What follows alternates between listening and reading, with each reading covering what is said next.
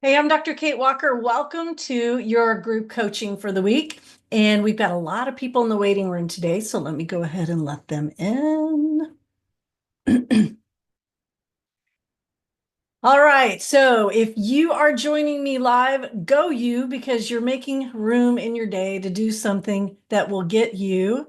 Uh, what is that? It's asking me something. All right, it will get you further down the road in 2025. So go you, and if you're listening to me on a replay, go you as well, because you're not just going to sit in the car and wait for your kids' practice to be over. You're not just going to walk through the grocery store staring at the people in the produce aisle. You're doing something awesome. And I am talking while I get my screen readjusted.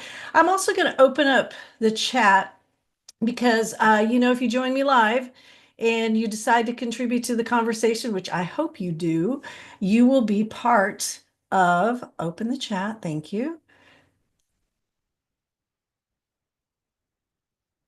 Why is it making everybody?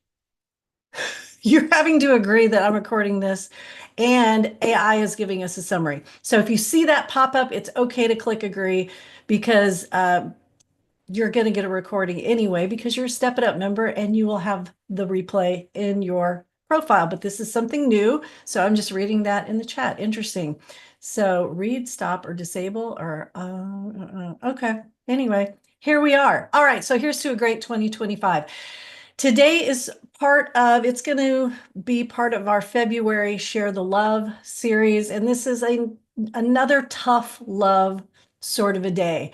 So a lot of us hit the end of January and we are looking at our goals and we're already tired of them, or we've already gotten back into our bad habits, or we're still wondering, okay, is this a good enough goal? Is this a goal or a SMART goal or a KPI? And what was that thing Kate said? And I don't really know the difference in all the things. So I'm going to play off of dovetail from things I've said before. I'm not going to leave you in the dark, though. I'm still going to explain it. But if you are in doubt, go back to the training, right? All of these will be in your profile in February. So let's take a look today. What are we talking about? Oh, we're talking about goals, tasks, action, and accountability. And I'm kind of flustered here because we've got so many people joining us live today. This is amazing. I'm so proud of you guys. So, goals. We all know what goals are. I talk about goals all the time: specific, measurable, attainable, realistic, trackable goals, right? So, check, you've done that. Then we have tasks. This is where we get tripped up, and this is where we're starting today. So if you remember my homework for you, and don't worry if you don't, I told you to start using ChatGPT or one of the AI to get an idea if what you're doing is actually moving the needle toward your goals. So how do you do that? Well, you tell ChatGPT a little bit about you. You say, okay, here's my business. Here are my goals. Here's where I see myself in 5 years. This is where I see myself the end of 2025. And it's okay if you're not thinking that far ahead, but you're helping ChatGPT understand what you want from your business. Type, type, type, type, type, key in, key in, key in. Then you give it an idea of what you're actually doing. So, for example, if you're a business and you hire a few people, you would say, this is my business. These are my duties during the day. These are the things I get done during the day or the week. This is what Jane gets done during the week. This is what Fred gets done during the week. This is how I delegate those tasks. I mean, we're talking several paragraphs for both of those things, for your vision, your goals, and what you do in a day. Then you ask ChatGPT the magic question: is what I'm actually doing moving the needle toward my goals? And that's the tough love that I talked about last time. And I even shared when I did this exercise myself, one of the first things ChatGPT popped out was, Kate, you're traveling too much. Now, it didn't do that. It didn't say my name, which would have been weird. So but it literally said, you know what, you might want to cut back on your travel if your goal is to, and then it put the goal in my words. This is what you said you wanted, Kate, but here are the things you're doing that might not be moving the needle. So it was wonderful. I was able to kind of readjust, course correct, but this is the next step. So then we say, okay, well, then tell me what to do, ChatGPT. Break these things down into daily, weekly, and monthly tasks, right? And it does that. We call those KPIs, actually, we call those tasks. Then we look at the numbers at the end of the week and the month. Those are the key performance indicators. Don't worry, I'm going to give you an example. So, for example, if one of your tasks for the week is to answer every single incoming email and then track the number of first appointments that actually show up, then at the end of the month, you have two key performance indicators. You can count the number of contacts you've had, and you can count the number of first appointments that actually showed up. It's a really good indicator. So if you can tell in January that if your phone calls went way up and your first appointments that actually showed up went way up, then you know your conversion speech is doing well.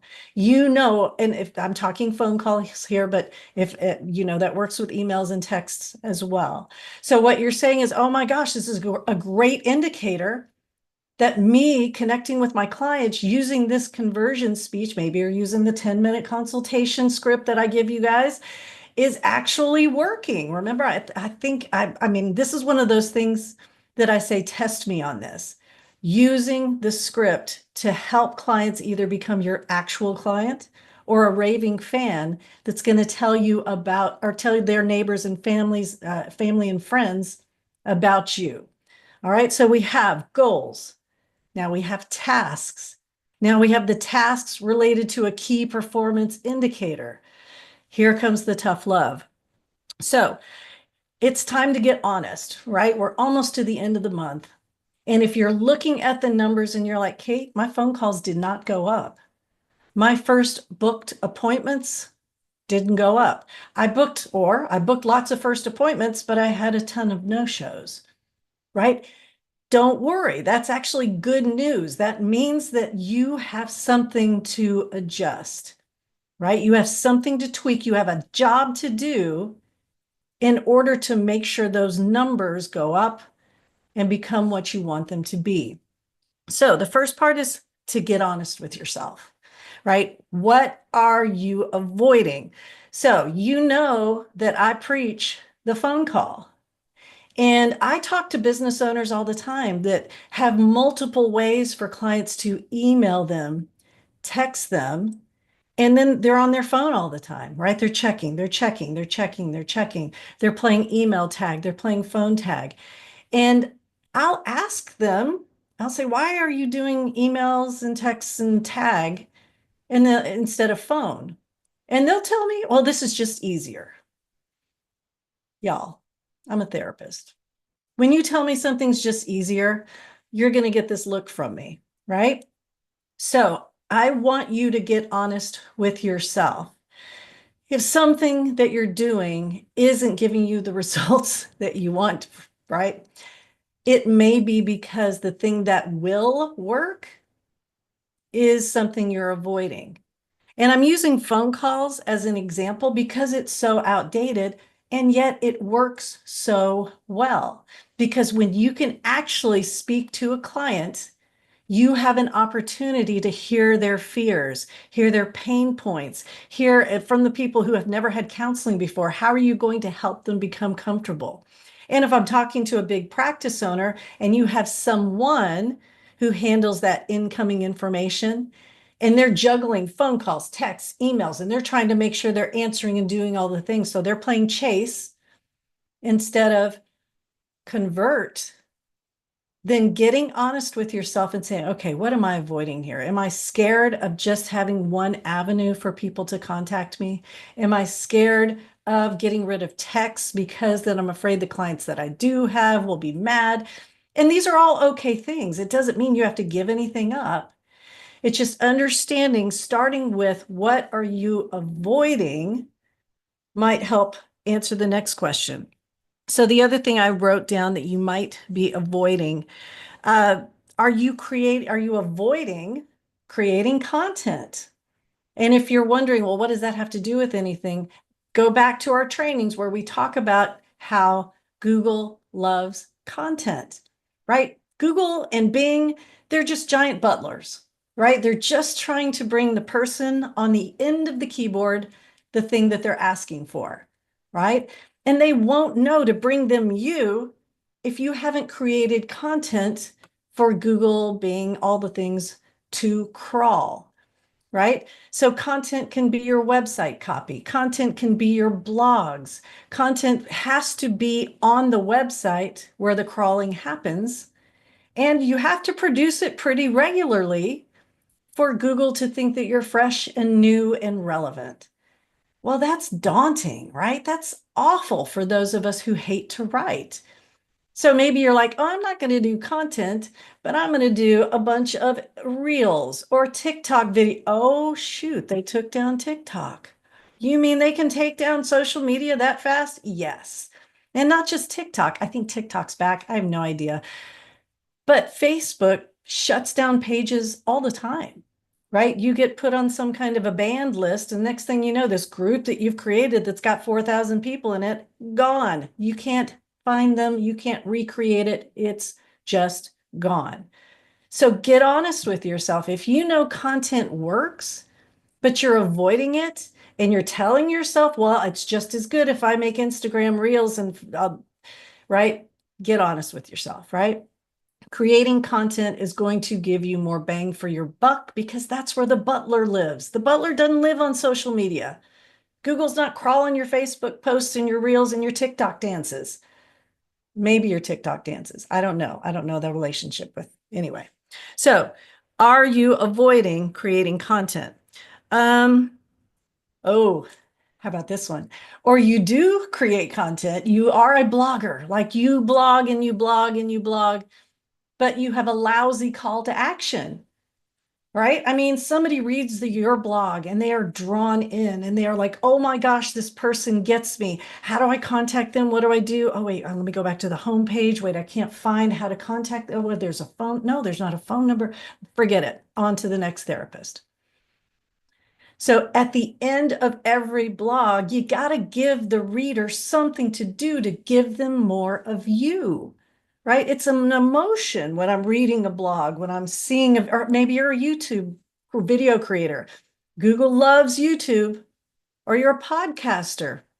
You're creating content because you love to do it, but without a call to action. And you're like, oh, I just don't know what to do. It's a form, and then I have to send it to my web designer, and it's a widget, and it's too complicated. I'm not a technical person. Ooh, if you catch yourself saying, I just don't do technology, put that in our list here, right?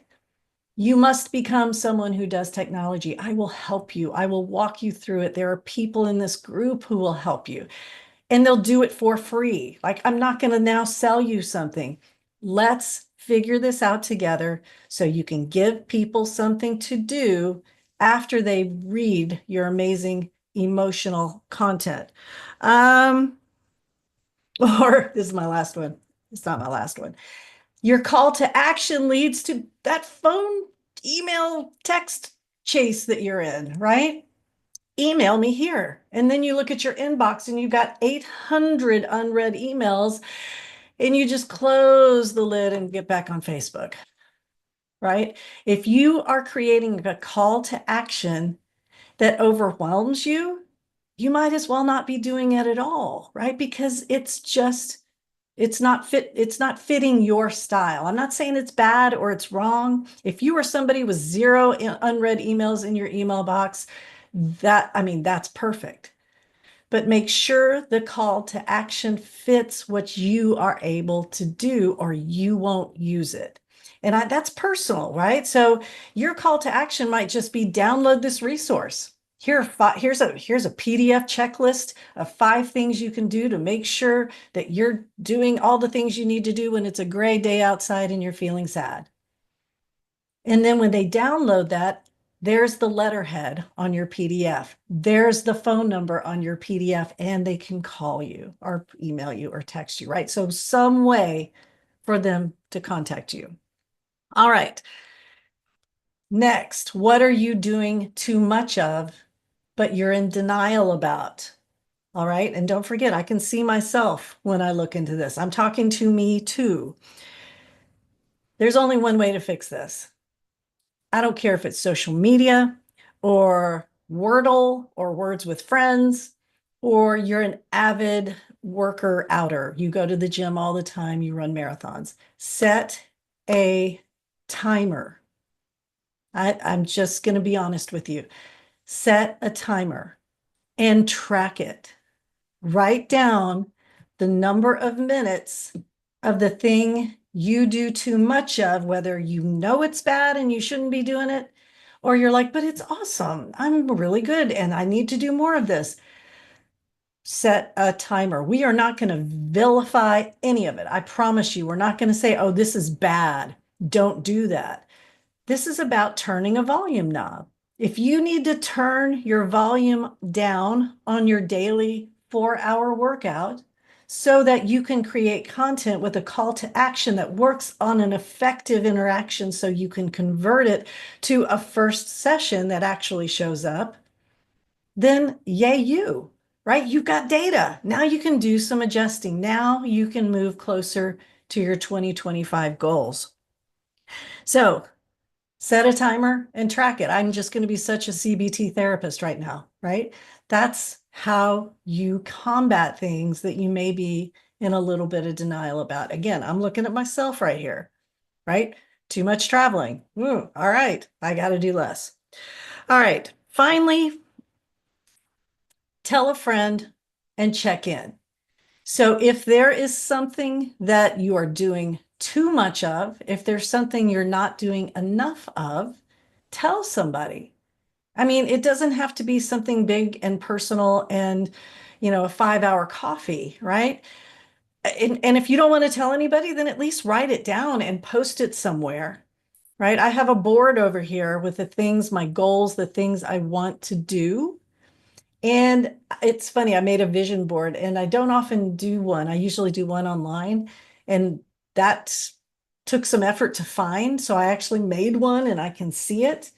And there are a lot of nature pictures, but everything on it is, no, this is what your business needs. This is what your business needs. This is what Kate needs, right? This is what my family needs.